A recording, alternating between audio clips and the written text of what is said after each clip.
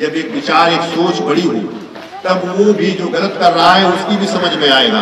क्योंकि इस देश की सरकार जो बनती है, जो पावर को अपने पास छीनने का काम करते हैं, जो आज हम प्रतिनिधि के हिसाब से पावर तो इकट्ठा किया है, लेकिन हमारा जो प्रतिनिधि गया है वो इतना कमजोर और लाचार है कि वहाँ अपने समाज पर हो रहे अत्याचार को वहाँ नहीं कह पा रहा, वहाँ नहीं बोल पा रहा, इतना डर में है क्योंकि इतना बड़ा बहुमत है, इसकी वजह से उसकी जबान चुप हो गई।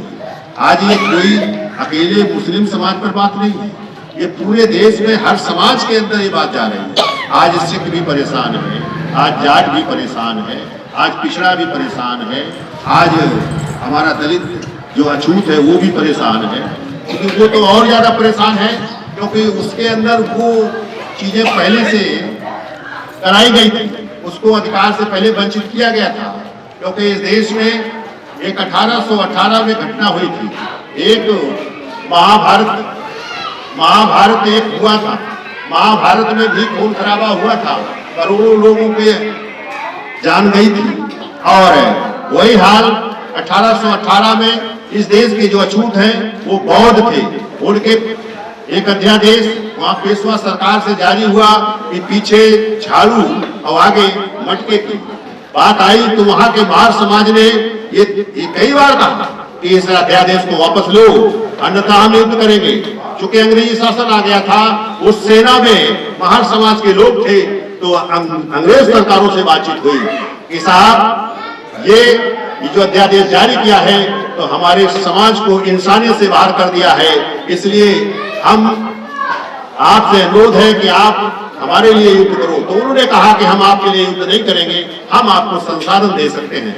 तो 500 महारों ने इकट्ठा होकर उन्होंने संसाधन दिए, 28,000 पेशवाओं का नष्टे नाबूद किया और उनकी सरकार भी गई और वो जियो भी खत्म हुआ। तो आज वो स्थिति उसी तरह हालात बढ़ रहे हैं। आज मैं उनसे बार बार कहता हूँ, बार बार अपील करता हूँ, वीडियो के माध्यम से और मीटिंगों के माध्यम से ये मैं उनको संदेश पहुंचाना चाहता हूँ कि जो आप खून खराबे की स्थिति पैदा करना चाहते हो तो आप पीछे की घटनाओं को देख लो, आप भी उनसे नहीं बचोगे। अगर यहाँ किसान मारे जाते हैं या यहाँ सीए एनआरसी के नागरिकता के आधार पर इन पर कोई हमला होता है, अगर इनके ऊपर कोई खून खराबा होता है तो फिर आपकी स्थिति क्या होगी? क्योंकि जो मरने की स्थिति पर आ जाएगा तो वो कुछ भी कर सकता है, वो कुछ भी करने के लिए तैयार होगा, तो आप भी नहीं बचोगे। इसलिए ये हमारा अनुरोध है कि हमें इससे मिलकर चलना होगा, भाईचारा बनाना होगा, बचाना होगा।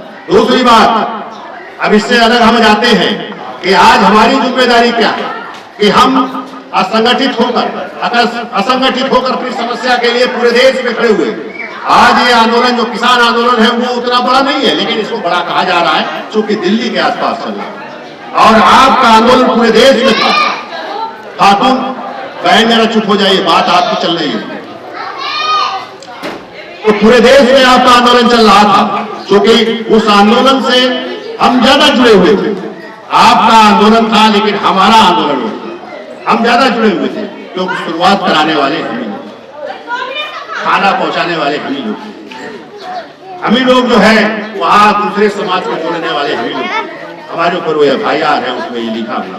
तो साथियों बहनों, हमें समझना होगा कि अगर हम इसको संगठित कर दें, अगर हम सामाजिक तौर से संगठित हो जाएगा तो ये ताकत बड़ी ताकत हो सकती है और उस ताकत को कमजोर हो सकती है, क्योंकि सरकार में पहुंचने वाला उसको वोट चाहिए, वोट नहीं तो उसकी सरकार नहीं, उसकी पावर नहीं, पावर उसी की होगी जो सरकार में होगा।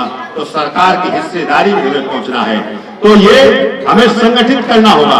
हम अपनी समस्या के लिए संगठित हो, क्योंकि अगर ये बात उठती है तो एक हमने फॉर्मेट तैयार किया, जो फॉर्मेट इस देश के लोगों ने, जो हमारे इमाम और मौलानाओं ने स्वीकार किया है कि नहीं ये बात हम नहीं कर पाए, बहुत अच्छी है। हमने फॉर्मेट तैयार किया है कि हम अपना बायोग्राफी, कि हमारे बाबा कहाँ रहते थे, हमारे बाबा के पिता कहाँ रहते थे, हम 47 तक जाने का काम करें, हम 71 तक जाने का काम करें, क्योंकि 71 तक का उन्होंने मांगा है, लेकिन 47 से शुरू होता है कि 47 में जो इस देश में था तो प्रथम नेतृत्व ने कहा था कि हम इस देश को सब मिलकर जीता है, हम मिलकर चलाएंगे, हम इस देश का मिलकर विकास करेंगे। ये प्रथम नेतृत्व की संकल्प था और प्रथम नेतृत्व में ये बातें आई थी। लेकिन आज जो नेतृत्व है वो सबको अलग अलग करने पर लगा है कि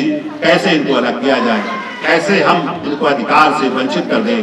तो फिर आप अगर हिस्सेदार हो तो क्या अधिकार से वंचित हो जाओगे? क्या अधिकार से वंचित होना चाहते हो? अगर नहीं बन चाहते हो तो अपना अधिकार लेने के लिए तैयार हो। इस देश में अगर हर व्यक्ति अपना अधिकार से जुड़ने का काम करेगा तो इस देश में बराबरी का माहौल आएगा। लोग कहते हैं कि अगर आरक्षण दिया जाएगा या प्रतिनिधित्व दिया जाएगा तो देश कमजोर होगा। मैं कहता हूं अगर इस देश में सबकी भागीदारी होगी तो देश मजबूत होगा, क्योंकि हम फिर राष्ट्र सत्ता में भी होंगे, हम प्रशासन में भी होंगे, हम न्यायालय में भी होंगे, हम सेना में भी होंगे, हम सुरक्षा में भी होंगे, जब हमारी भागीदारी होगी हर स्तर पर। ठीक है, उस शिक्षा का महत्व होना चाहिए।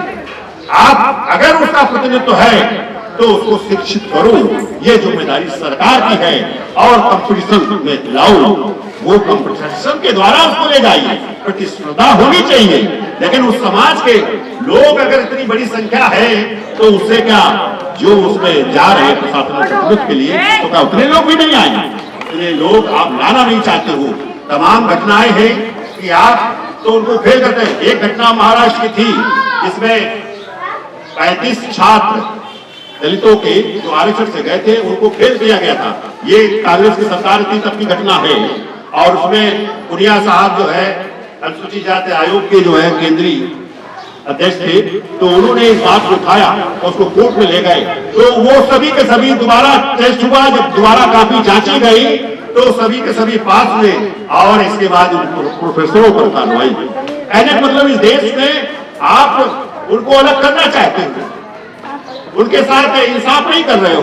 वो चाहे दलित हो, चाहे पिछड़ा हो, चाहे जहां जहां मौका मिल रहा, चाहे माइनॉरिटीज के लोग हो, चाहे जो आपके बारी बारी से अलग अलग करके दंगा भी हो रहा है। कहीं सिख मारा जाता है तो कहीं मुस्लिम मारा जाता है, तो कहीं दलित मारा जाता है, तो कहीं पिछड़ा। तो इस तरह के जो भेदभाव हो रहा है तो उसको हम एक ही बात में ठीक कर सकते हैं कि जहां हमारा कोई विरोध नहीं, हम एक सदस्यता को स्थापित करें, हम सब लोग सदस्यता को स्थापित करें, हम उस सदस्यता को लें, उसमें अपने डिटेल को दें। अगर आप पैसा नहीं देना चाहते हो तो मत दीजिए, लेकिन अपनी सदस्यता को जरूर लीजिएगा और वो फॉर्म भरिए। उस फॉर्म के द्वारा अगर आप कार्ड लेना चाहते हो, अपना कार्ड अगर लोगे तो फिर 20 रुपया देगा, क्योंकि उसकी फीस, और वो आपके पास एक रिकॉर्ड रहेगा, और उस रिकॉर्ड के साथ आप आगे बढ़ोगे तो हमारा किसी से विरोध नहीं है। इस देश में रहने वाला हर व्यक्ति हमारा भाई है, हर व्यक्ति हमारा कुछ ना कुछ रिश्ते में है, और हम भी उसके रिश्ते में हैं। वो हमें नहीं मान रहा, ठीक है, लेकिन हम उसे अपना मान रहे हैं, अपना मान के चलेंगे। हम उसके साथ भेदभाव नहीं करेंगे, हम नफरत नहीं करते हैं, हम प्यार मोहब्बत के साथ इस देश को चलाना चाहते हैं, इस देश में हम लोग रहना चाहते हैं। उनको भी अब कहीं बाहर निकालने का बात नहीं है, उनके साथ नाइंसाफी होने की बात नहीं है। हम लोग जो काम कर रहे हैं इस देश के लिए, इसका फॉर्म वो भी भर सकते हैं, वो भी साथ चल सकते हैं। इस तरह की एक व्यवस्था है जिसके लिए हम लोगों तक जा रहे हैं। अभी मैं कुर्सीनगर गया था और कल लौटा हूँ, परसों दिन में लौटा था, तो कुर्सीनगर गया, फिर फैजाबाद में, फिर बस्ती में।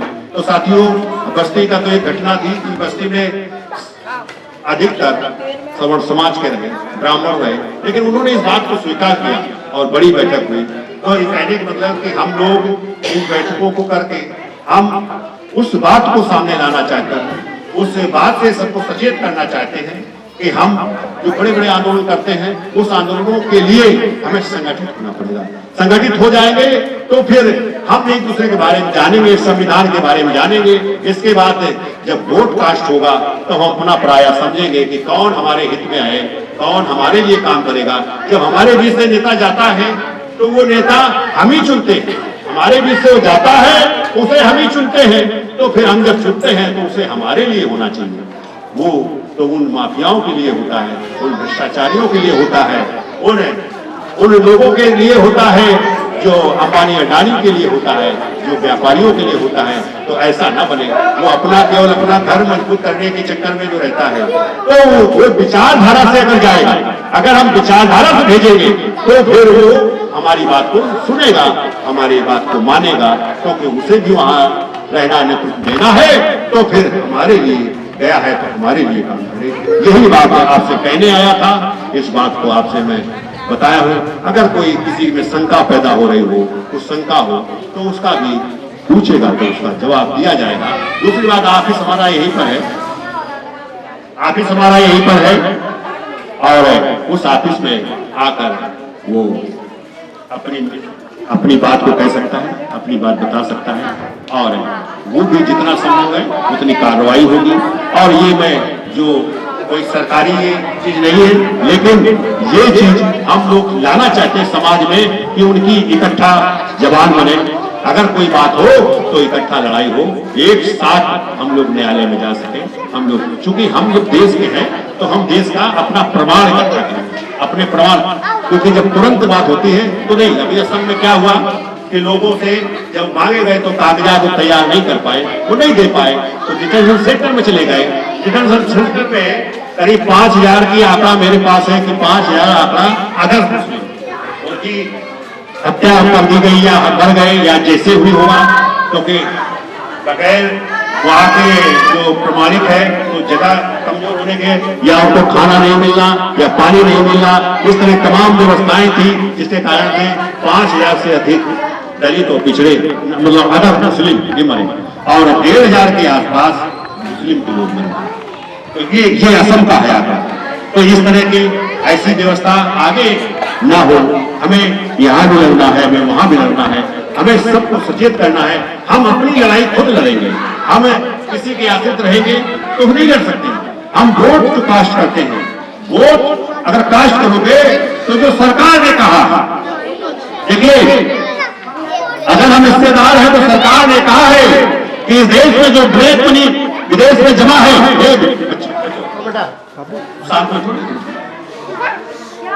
तो जो विदेश में जमा है, तो माननीय मोदी साहब ने कहा था कि जो विदेश में पैसा जमा है काला धन, ये उन कमजोरों पर लूटा हुआ धन है, इसलिए वो धन अपनाएंगे 100 दिन के अंदर और इनके खाते में 15-15 लाख। इसके बाद उन्होंने कहा कि 2 करोड़ हर वर्ष रोजगार देंगे। इसके बाद जब सरकार में आते हैं तो कह देते हैं जुमला। एक जुमला कैसे है? अभी वो इस देश के नागरिक थे, जब वोट लेना था और वो हिस्सेदार थे तो उनके खाते में 15-15 लाख रुपए डालने की बात थी। आवाज कैसे ये भी जुमला हो गया? तो धोखा है सीधे सीधे। तो हमारा ये कहना है कि अगर 15-15 लाख उनके खाते में नहीं डाल पाए कोई बात नहीं, तो जितना उन्हें आवश्यकता है, अगर 1 लाख से 15 लाख तक की आवश्यकता है तो बिना ब्याज के देंगे। तुमने तो पूंजीपतियों को दिया है जो लेकर भाग गए, ये अगर नहीं भी दे पाएगा तो देश का नुकसान नहीं है, ये तो उसका नुकसान है व्यक्तिगत, क्योंकि जिस काम के लिए वो लिया है उस काम को वो नहीं कर पा रहा है, तो ये तो उसका विकास में दूर हो गया, ये उसका नुकसान है, ये देश का नुकसान नहीं है, क्योंकि वो तो इसका पैसा था, आपने खुद कहा और देश कह रहा है। तो ये जो सारे सवाल हैं उनको कौन हल करेगा? क्या हम इसी तरह से मजलूम बने रहेंगे? इसको हल करने के लिए आपको एक साथ खड़े होने की, अपनी ताकत बनानी होगी, अपनी पावर बनानी होगी। जिस दिन आप लखनऊ से अपने आधार पर विधायक बनाना शुरू कर दिया, अपने आधार पर अगर सांसद चुनना शुरू कर दिया, तो फिर साथियों ये अपने आप से बदल जाएगा। जो भी जाएगा, अगर वो जाएगा तो वो भी काम करेगा, क्योंकि काम इसलिए नहीं लोग कर रहे हैं क्योंकि हम लोग आश्रित हैं, हम लोग अपनी बात को नहीं समझ रहे हैं, अपने अधिकार को नहीं समझ रहे हैं, वो बात ही नहीं कभी करते हैं। तो इसलिए हम अपने अधिकार की अपनी बात रखें, अपने अधिकार लेने के लिए तैयार हो, तो फिर इस देश में हर व्यवस्था ठीक होगी। यही मैं कहने आया और साथियों फिर हम लोग बात करेंगे और आप लोग इस पर सजग हुई और फिर जब मीटिंग आप बुलाओगे तब फिर हम लोग आएंगे। अब हम पहले जहाँ लोग चाहते हैं मैं वहाँ जाता हूँ या लखनऊ रहता हूँ, और नहीं तो हमारे साथी लोग मीटिंगें शुरू कर रहे हैं, ये करते रहेंगे। हम चूंकि बहुत पूरे देश का देख रहे हैं, अभी हमें बंगाल जाना है, अभी हमें किसान नेताओं के धरने में हम लोग मंगलवार को यहाँ से जा रहा हूँ, क्योंकि हमें वो भी चीजों को देखनी है कि ये जो ताकत है उस ताकत का सही इस्तेमाल हो, उसके बारे में भी हमें बात करनी है, क्योंकि हम अपनी ताकत को हम अपने आधार पर ठीक कर सकते हैं। मैं ये कहने आया था। धन्यवाद साथियों, सभी को सलाम। धन्यवाद साथियों, धन्यवाद बच्चों।